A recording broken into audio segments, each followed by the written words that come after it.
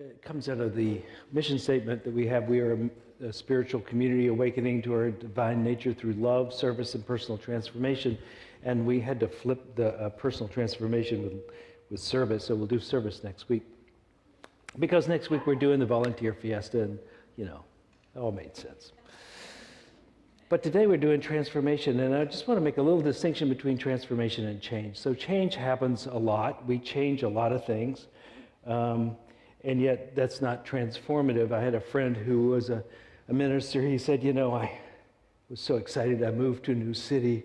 I was there only a half hour. I just started unpacking my bags, and I heard a knock on the door, and I went there, and he says, there they were, all my problems. They'd come right in. So we want to make transformation, not change alone. Now, change can be part of transformation. If you take the butterfly, for instance, is a classic example of transformation. It comes in as a caterpillar, goes out as a butterfly. That's a lot of change, but it's also a transformed experience, one from being terrestrial to being celestial in a sense. So this is the kind of change we really want, which is where we really feel different, where the experience is different, not just the events that are different. And so, like that old Buddhist joke, guy goes to get a hot dog and he says, make me one with everything.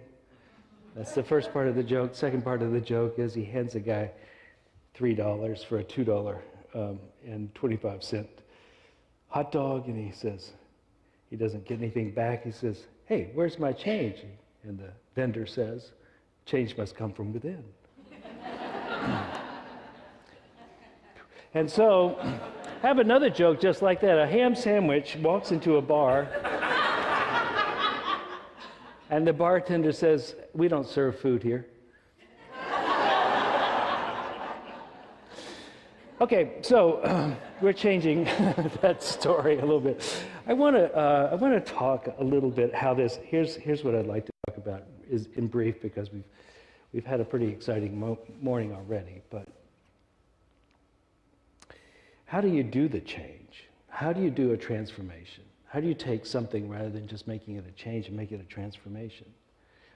Now, it appears to me that what happens in life is a lot of things happen to us, and change is the constant, as Anna said. It's something's always happening. Some of those things are pleasant, some of them are unpleasant. Some feel like a knock in the head, and some people feel like a cushion to sleep on. It's just the way it is. And I don't want to get into this whole idea that, you know, oh, it's all your fault, whatever you have happened to you. We are definitely the source and agent of much of what happens to us, but to take that mantle on when things are going badly can just be difficult and not productive. It can just feel like a burden. I've noted, and I just want to make a little point here. In this church, there are a lot of people who, when they get sick, they don't show up, which is okay if it's a cold or something, but when they really get sick, they go, well, I can't go there because I don't want to be seen as a failure. And I think that's ridiculous, because things happen to all of us. And as up to this point, we're not really aware of anybody who has been able to escape life without dying. So at some point, we all have that, right? So let's just lighten up about that and come to this way of treating all of life from a transformative way, which is to take everything that happens to us and turn it for good. Everything that happens to us, the way we turn it to good is we love it. We just love as it is. We love what's happening to us, whatever it is, we just love it. We do our best. It's not easy sometimes. Those things which are difficult and unpleasant are very easy to dislike and to dissociate from. But the opposite path leads to transformation. When you can accept and love that which is happening to you, no matter what, and you may still have agency to do something about it, but you love what is. This is transformation. It is the fodder for transformation. It takes the grist of life, it turns it into compost, and out comes something good. Otherwise, it just becomes more change, some of which we like, some of which we don't like.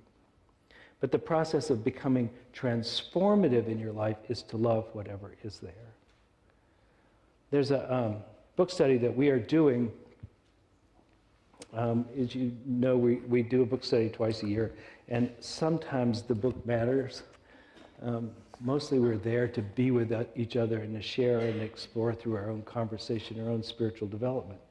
And sometimes the book is helpful. I think this book will be pretty helpful. It's called The Gospel of Thomas. It is a little quirky, and since we're not used to it, edges are not worn smooth with us, so it gives us a chance to look at something that Jesus is reported to have said as though it was fresh. It's like, holy cow, what does this mean?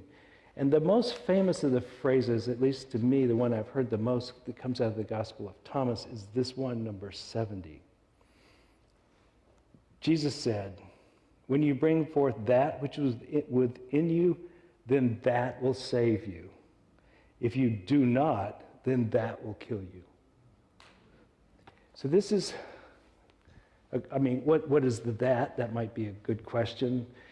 And for the sake of this conversation, we'll just call it love, or presence, or knowing, or the essence of you. If you bring forth that, it will save you. If you don't bring forth that, it will kill you. You can imagine the butterfly hearing that as a caterpillar and going, okay, here we go. I'm going to bring forth that. And you can imagine if he stops somewhere halfway in between, it's deader than a doornail, right? You must bring forth that which is within you. And that which is the essence of you is love itself. And if we do not bring forth that and meet life with that, then we meet it with something else, and it will kill us. It will be the death of us. Life will be the death of us if we're not careful. There's a joke in there. Anyway, this feeling of love, this is not just a feeling of love. It is engaging with your heart space, which is not just like, I love you, sweetie pie, but an energetic embracing of that which is. And this energetic embracing is how you take that which could be just ugly and make it into something good. This is the alchemical change of lead to gold. This is our transformation. It is going from caterpillar to butterfly. Now, the process of opening one's heart and staying in that state, for many of us, if you're like me at least, you need to attend to it consciously to get it to open. As a little child, as a baby, as an infant, you're pretty open. But the experience of this life can be such that it overwhelms your nervous system. And you begin to encase yourself, in essence, in something. And that something it grows into becoming your ego, essentially, your assumed self. It's not the true self of you, but it's the one that's there, and it holds the space for your little protection. And so you're inside this wall of this egoic construct of the mind. To get out of the egoic construct, to get out of it, you must love whatever happens rather than add to the ego's energy, which ultimately will kill you.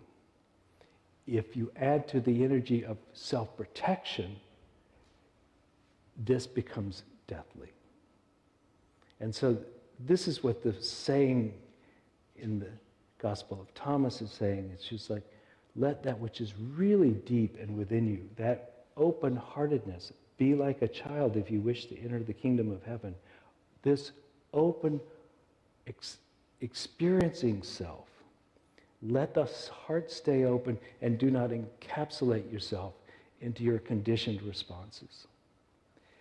Now, the mind forms this protective layer of the egoic state when it's overwhelmed, as a way of managing the amount of information coming. One of the problems with that is that this conditioning then only allows you to perceive that which you have been preconditioned to perceive. It doesn't let you see the full picture. It lets you see what you have expected to see. And almost every psychological study will say that that's the way it is, that this, you know, the optical illusions, all that is we see only what we're conditioned to see. And if something new is put on in front of you, you can't even see it often. There's this classic story of, I think, Native Americans in South America somewhere. A ship comes up and it's the biggest thing on the horizon, but they can't see it because it does not compute in their world. Until one moment, then click, it does work for them and they do see it. This is how it is with everything for us. They were not unusual. It is the natural state that you see what you expect to see because too much information is coming to us. So our filters are there so that we can operate. And to operate in an enlightened state, you must see more than you have seen before. Just let more light in, let more information in. And to let more information in, you need to have a calm nervous system that is able to take it without going into the overwhelm and the reactive state of the egoic defense mechanism. So to do that, the way to do that is to leave your heart open and to hang in there and to be in a presencing state, and the mind will feel that that is in charge and it can quiet and relax. It can come to an awakening of what's really out there. So years ago, I did a Vipassana retreat. Vipassana is a form of Buddhist meditation in which you pay attention to the breath, or you scan the body, or you can pay attention to your thoughts. But most people, when they're taught this, they pay attention to the breath. And in a 10-day retreat, you might do 3 days of just watching your breath come and go. Only for about 10 or 11 hours a day. And while you're sitting there, your system kind of begins to quiet down. It's got nothing to do. Your eyes are closed, your legs are crossed, etc. And so there's nothing going on too much. And so there's a quieting, and things will arise in your awareness that you were not aware of before. And this is why it's often called insight meditation. You have an insight into yourself or the circumstances of your life in a new way. And from my personal experience, not all of them are pleasant, right? You see yourself as you were, not as you had previously defined your experience, either as the dominant creature in there or as a victim. You see yourself as you really are. And this can be painful. But it's also healing. It's transformative also, because if, let's say, you were a jerk, let's just say that, you were a jerk at somewhere in your life where you did something that caused other people pain. One of the things that's really true is that you begin to recognize with empathy the pain that you have caused. Because we're not defending, we're not claiming I had to do it, or whatever excuse there was. You just feel the raw experience of that. And in feeling that raw experience, you're much less likely to repeat that activity again. Because now you know the cost of doing it, both for yourself and for others. And so this quieting of the mind, quieting of the nervous system so that it can take in new and fresh information, it's not all a bed of roses. But if it could be a bed of roses for some things that you overlooked as well. But this letting it in happens when you let your heart be the dominant energetic force in your life, not your mind. Let the mind calm down, let the thinker calm down, so that the being, the presencing, the loving, the one that is connected to the one, that part, that soul of you, is the force that's holding attention for everything. This is how we transform. We don't transform just by changing stuff. We transform by being of a different energy and letting things unfold. And as they unfold, they teach us what we need to know. Whatever's next comes up, and we greet it with an open heart, and so we are transformed by that, which opens up, and so it goes. So there may be pain, but if you meet it with love, it begins to unfold, and it becomes the butterfly of your life. Let the mind relax. Let the heart open. Let the mind relax. Let the heart open. Stop being in control. Let the heart open. Stop being the boss or the victim. Let the heart open. Just like the song says, everybody wants to rule the world. Stop it. Relax. The world is working beautifully. It was working well before you got here, and will be going on for 1 billion years after you're gone. Lighten up. Open up. Let your heart open.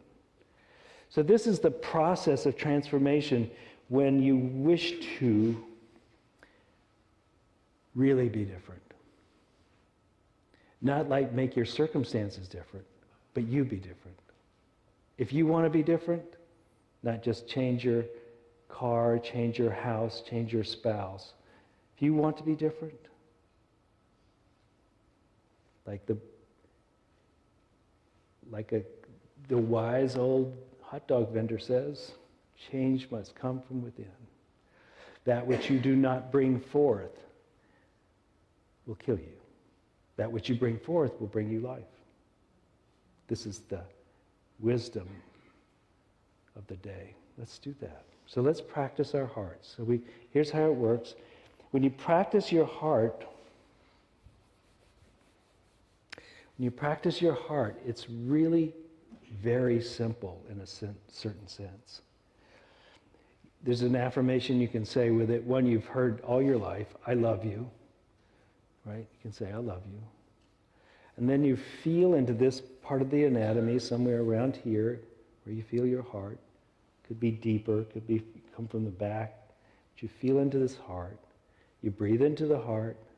You hold your awareness from here. It's like your senses, your ears and your eyes are now not in the head, but they're down in this part of your anatomy. And so you see with your heart, you hear with your heart. And you let this thing stay open.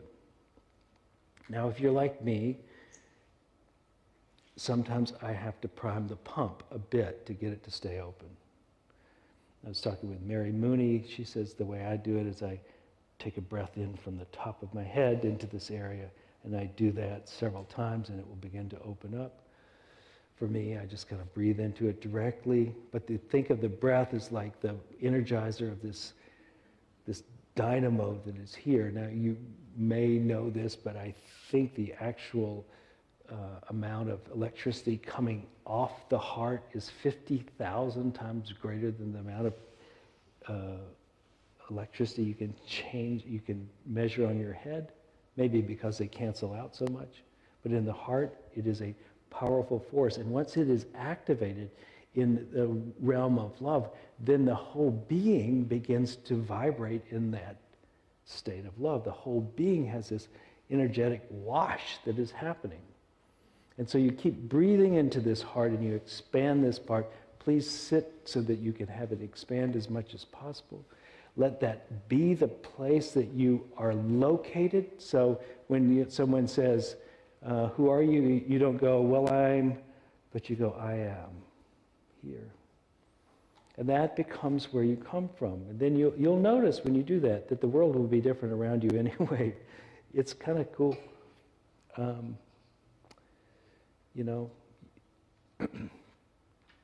The world wants that energy.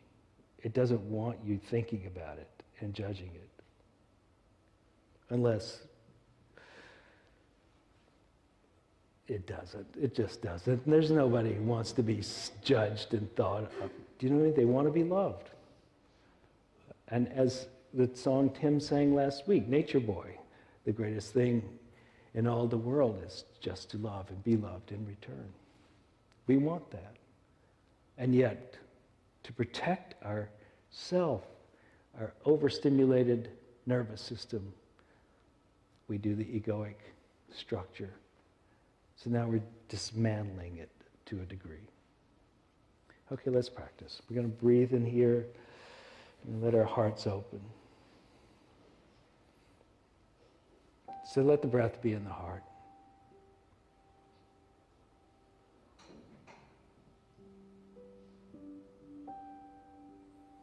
So of course, the enemies of love is unforgiveness, judgment, righteousness, victimhood, dominance, competition.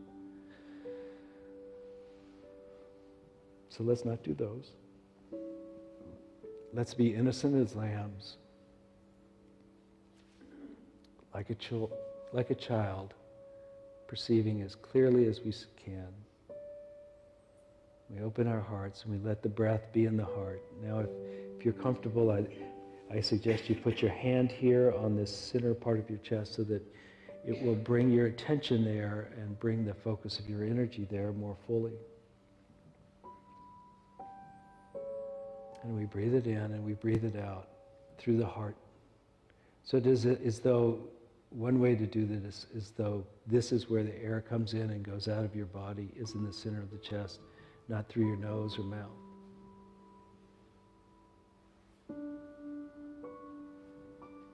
And then intend to awaken the heart. You can start with the affirmation, I love you.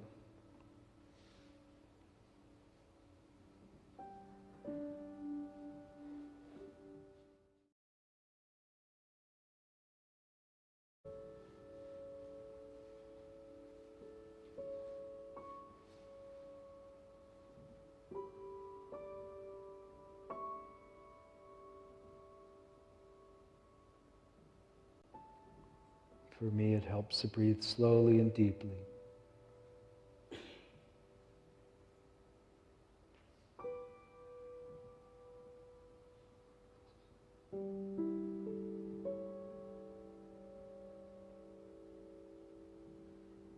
Imagine the sun pouring into your heart.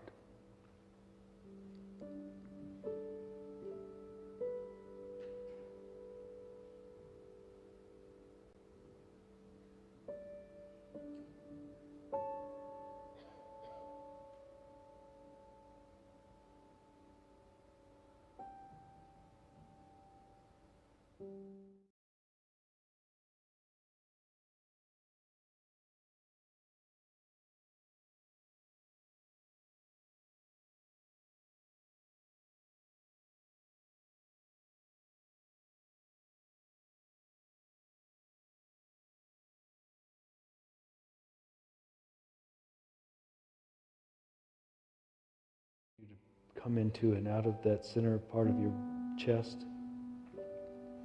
Let the energy stay there, but send some of the energy to the rest of the body so that the body can feel it being loved.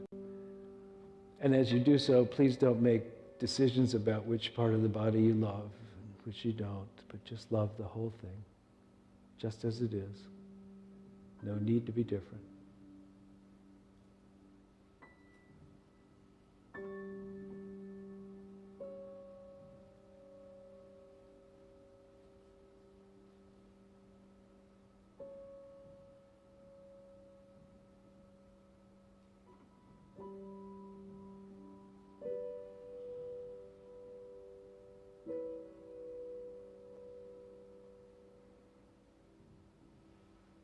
And now begin to extend your love to all the circumstances of your life, just as they are right now, knowing they will change, but as they are, let us send love.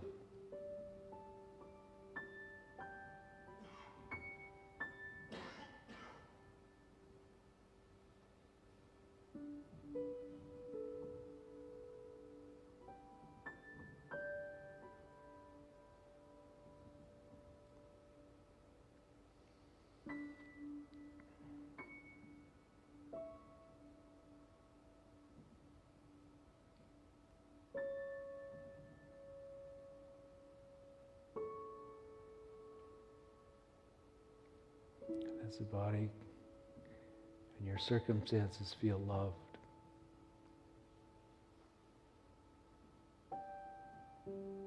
surround your ego now so that it can feel like it is safe inside you.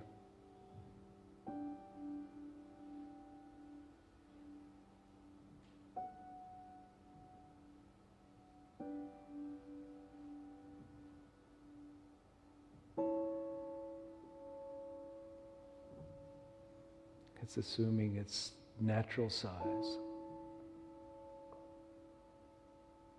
which should be a relief for everyone.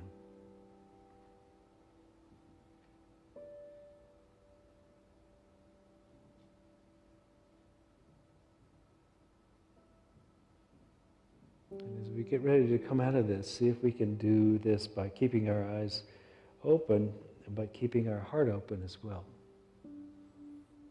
So we practice this. And another way of practicing this is to, when you see something, someone who is struggling, maybe you just send them a ray of love. You see a circumstance on TV, you send a ray of love.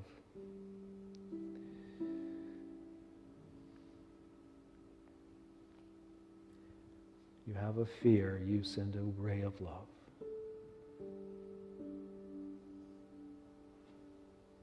And so it is.